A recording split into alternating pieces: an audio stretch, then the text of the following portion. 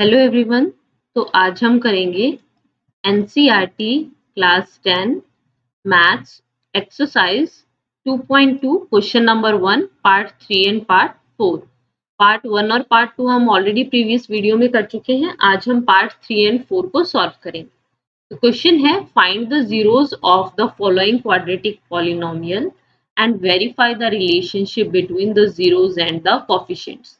तो हमें जो पॉलिनोमियल्स गिवन है उनमें हमें दो काम करने हैं। पहला काम तो इसके जीरो फाइंड आउट करने हैं।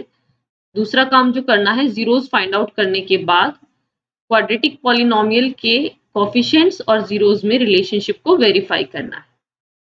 तो चलिए स्टार्ट करते हैं। थर्ड पार्ट है 6x² -3 -7x। तो सबसे पहले जो स्टैंडर्ड फॉर्म होती है या फिर हम इसको किस तरीके से लिखते हैं वो हम एक बार देख लेते हैं। हम इसको ऐसे लिखते हैं ax² + bx + c, यानी कि सबसे पहले x की सबसे बड़ी पावर, फिर उससे छोटी पावर एंड देन उससे छोटी। लेकिन यहाँ पे ध्यान से देखा जाए तो 6x² है, उसके बाद 3 विदाउट x वाली टर्म है और उसके बाद -7x x वाली टर्म है। तो इसको थोड़ा ठीक से लिखते हैं। सबसे पहले x² वाली टर्म, फिर x वाली टर्म और लास्ट में वो टर्म जिसमें कोई भी वेरिएबल नहीं। वही काम जो हमने फर्स्ट और सेकंड पार्ट में किया है, फर्स्ट और लास्ट टर्म को मल्टीप्लाई करो, या फिर मैं कहूँ फर्स्ट और लास्ट जो कोफिशिएंट्स हैं उनको मल्टीप्लाई करो। तो 6 मल्टीप्लाई -3 -18 होता है। फर्स्ट और लास्ट टर्म को जब मैंने मल्टीप्लाई किया तो क्या आया? -18। सेकंड टर्म क्या है? सेकंड टर्म है -7। सेकंड टर्म है हमारे पास -7। तो फर्स्ट और लास्ट टर्म को मल्टीप्लाई करके आया -18, सेकंड टर्म है -7। तो ऐसे नंबर ढूंढो जिनको मल्टीप्लाई करें तो -18 आए, प्लस या माइनस करें तो -7 आए। एक बार साइन को साइड में कर देते हैं और सिंपली ऐसे दो नंबर देखते हैं जिनको मल्टीप्लाई करके 18 आए, प्लस या माइनस करके 7 आए। तो ऐसे नंबर तो है 9 और 2, 9 2 जा 18, 9 - 2 7। अब साइन को भी देख लेते हैं। -18 है तो ये तो कंफर्म है कि दोनों में से एक को क्या होना पड़ेगा? दोनों में से एक को माइनस का होना पड़ेगा। -7 है यानी कि बड़े वाले पे माइनस का साइन आएगा, क्योंकि 9 - 2 होता तो प्लस का 7 बनता। -7 चाहिए तो -9 + 2। ठीक है, तो अभी मैंने ऐसे दो नंबर निकाल लिए जिनको मल्टीप्लाई करके -18 आए, प्लस या माइनस करके -7 आए। अब स्प्लिटिंग द मिडिल टर्म से हम क्या करेंगे? जीरोस फाइंड आउट करते हैं। तो first term as it is, last term as it is, middle term को स्प्लिट कर देंगे। -7x की जगह लिखेंगे -9x + 2x। दो नंबर -9 और 2 थे और 7 के साथ x था तो इन दोनों के साथ भी x आएगा। अब फर्स्ट टू टर्म्स में से ऐसे नंबर ढूंढो जिन फर्स्ट टू टर्म में से मुझे कुछ ऐसा ढूंढना पड़ेगा जिसको मैं कॉमन निकाल सकती हूँ। यानी कि 6x² - 9x में से क्या कॉमन आ सकता है? एक तो x और दूसरा 6 और 9 दोनों 3 के टेबल में आते हैं। ब्रैकेट x² में से x निकल गया, x बच गया। 6 में से 3 निकला, 3 निकलने का मतलब कि 6 जो है वो 3 के टेबल पे कहाँ पे आता है? अगर मैं 6 था, 6 में से 3 को कॉमन निकाल दूं तो 2 बचेगा। ये ब्रैकेट क्या होता है? मल्टीप्लाई तो होता है। 3 2 जा 6 तभी तो बनेगा। माइनस में 9x में से अगर x निकल गया तो हो गया। 9 में से अगर 3 निकला तो 3 बचेगा। निकालने का मेरा मतलब क्या होता है? डिवाइड करना एक तरीके से या फिर कॉमन निकालना। यानी कि जब मैं मल्टीप्लाई करूं ब्रैकेट के अंदर तो ऊपर वाले नंबर बने, 3 3 जा 9 बने। अब 2x और 3 दोनों में कुछ कॉमन आ रहा है? बिल्कुल भी नहीं। तो जिसमें कुछ कॉमन नहीं आता 1 कॉमन निकाल लेते हैं। अंदर क्या बच जाएगा? एज इट इज बच जाएंगे। कुछ कॉमन तो निकला नहीं, 1 निकला है, उससे कुछ फर्क पड़ेगा नहीं। ब्रैकेट में सेम टर्म्स आ रही है, साइन भी ठीक है। 2x - 3 2x - 3, यानी यहाँ तक क्वेश्चन मेरा बिल्कुल सही है। अब हम क्या करते हैं? जो टर्म दोनों ब्रैकेट में आ रही होती है पहले उसको लिखते हैं और नेक्स्ट ब्रैकेट में जो बच जाता है उसको लिखते हैं। यानी 2x - 3 के आगे क्या बच गया? 3x, और इस 2x - 3 के आगे क्या बच गया? +1। दो ब्रैकेट बन गए, दोनों को अलग अलग जीरो के इक्वल पुट करेंगे और यहाँ से हमारे जीरोस आ जाएंगे। तो फर्स्ट ब्रैकेट में है 2x माइनस 3, 2x माइनस 3 को 0 के इक्वल रखेंगे। दूसरे ब्रैकेट में है 3x प्लस 1, उसको भी 0 के इक्वल रखेंगे। तो 2x minus 3 is equal to 0, 2x is equal to 3 minus में उधर जाके प्लस में, तो 0 प्लस 3 प्लस का 3, 2x के साथ मल्टीप्लाई में है, दूसरी तरफ जाएगा तो डिवाइड। सिमिलरली 3x प्लस 1 को भी मैं 0 के इक्वल रख दूंगी। 1 प्लस में है, दूसरी तरफ जाएंगे तो माइनस में, और 0 से कुछ प्लस माइनस कर दो, फर्क नहीं पड़ता। 3 मल्टीप्लाई में है, दूसरी तरफ जाके डिवाइड में। अब x की दो वैल्यू आ गई, तो ये आ गई जीरोस। जीरोस को हम कैसे डिनोट करते हैं? अल्फा और बीटा से। ये आधा क्वेश्चन हो गया। मैंने यहाँ तक क्या निकाल लिया? यहाँ तक मैंने निकाल दिया जीरोस ऑफ द पॉलिनोमियल। अब इसके आगे क्या करना था? रिलेशन वेरीफाई करना था जीरोस एंड कोफिशिएंट्स में। तो जल्दी से एक बार मैं कोफिशिएंट्स भी देख लेती हूँ क्या होंगे। कोफिशिएंट होगा a की वैल्यू 6, b की वैल्यू -7 और c की वैल्यू -3। जो x स्क्वायर के साथ है वो a है, जो x के साथ है वो b है, और जिसके साथ कोई वेरिएबल नहीं है वो c है। तो यहां से मैंने क्या निकाल लिया कि a की वैल्यू होगी, a की वैल्यू रहेगी मेरी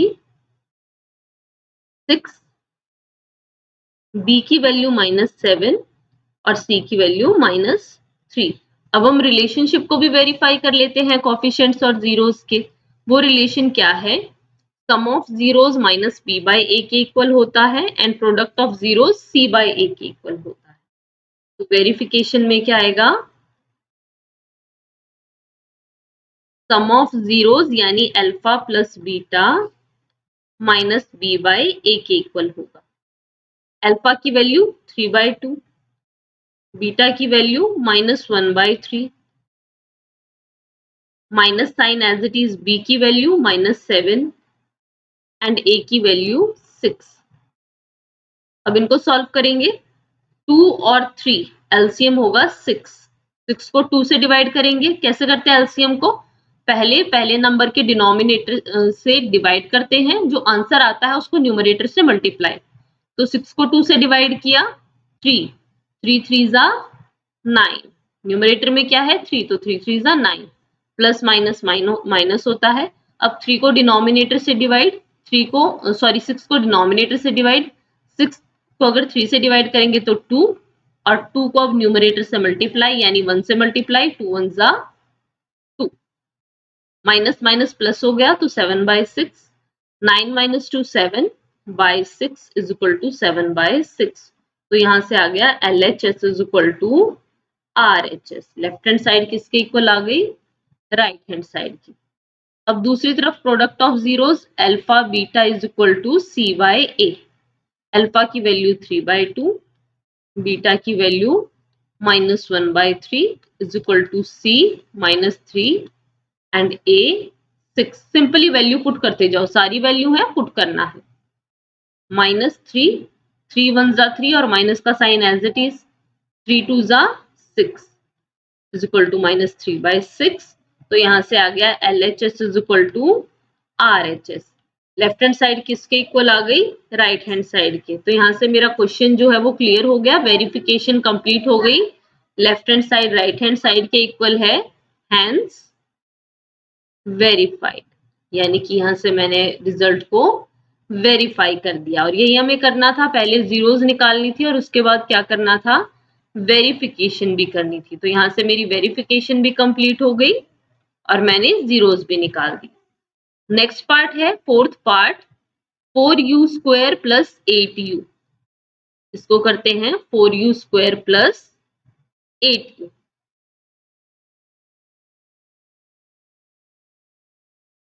4u² प्लस 8u। सबसे पहले अगर स्टैंडर्ड फॉर्म देखें तो ax² plus bx plus c, जहां पे वेरिएबल का स्क्वायर जहां होता है उसके साथ जो नंबर होता है वो a होता है। तो यहाँ पे वेरिएबल है हमारे पॉलिनोमियल में u, तो u² के साथ जो है वो a, u के साथ जो है वो b, और जिसके साथ कोई वेरिएबल नहीं होता वो c। लेकिन यहाँ पे तो ऐसी टर्म है ही नहीं, जब है ही नहीं, नजर ही नहीं आ रही, तो मैं उसको 0 मान लेती हूँ। कि 0 है प्लस 0, इसीलिए नहीं भी लिखा तो फर्क नहीं पड़ा। एबीसी की वैल्यू आ गई। अब इनमें देखो, वो केस तो हम कर ही नहीं सकते splitting the middle term, 2 he term है तो मिडल टर्म तो होगी नहीं कोई। तो एक काम करते हैं, जो कॉमन आ रहा है पहले उसको कॉमन निकाल लेते हैं। 4u² 8u, तो एक तो u कॉमन आएगा, 4 और 8 दोनों 4 के टेबल में आते हैं। 4 कॉमन निकाल लिया, u² में से u कॉमन निकाल लिया। अब 4 में से 4 ही कॉमन निकाल लिया तो 1 बनेगा, 4 1 जा 4 होता है। u² में से u आया बाहर तो अंदर क्या जाएगा, u। प्लस में 8 था,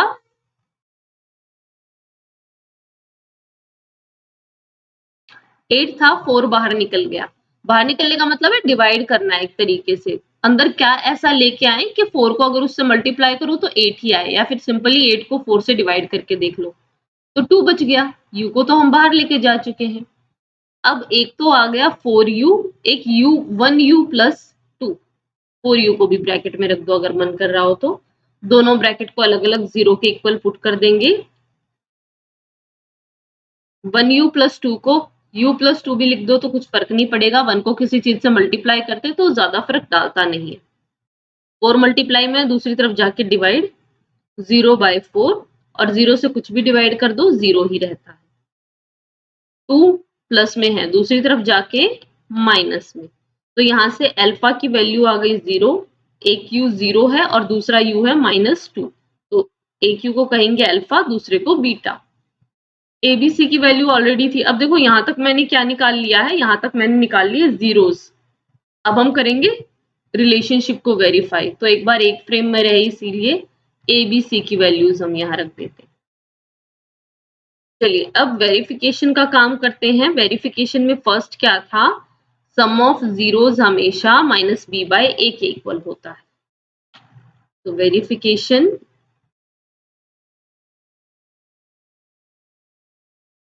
सम ऑफ जीरोस यानी alpha plus beta is equal to -b/a। Alpha है 0, बीटा है -2, is equal to -b, minus as it is, b है 8 और a है 4। 0 प्लस -2, तो 0 में तो कुछ भी प्लस माइनस करोगे फर्क नहीं पड़ेगा, नंबर एज इट इज रहेगा, और प्लस माइनस माइनस होता है, तो -2 इज इक्वल टू -8/4, 4 1 जा 4, 4 2 जा 8, तो -2 is equal to -2, it means LHS is equal to RHS। अब यहां से product of zeros is equal to C/A। Alpha है 0, बीटा है -2, इज इक्वल टू C की वैल्यू 0, A की वैल्यू 4।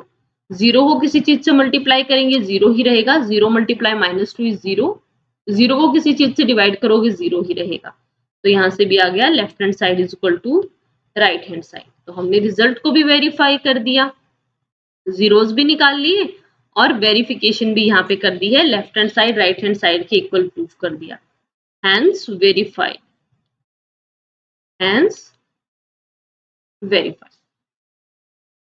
तो ये था, इसमें हमने 2 पार्ट सॉल्व किए हैं, दोनों पार्ट में जीरोस भी निकाले हैं और रिलेशनशिप को भी वेरीफाई किया है। तो आज के लिए इतना ही, बाकी के पार्ट्स हम नेक्स्ट वीडियो में करेंगे। Thank you.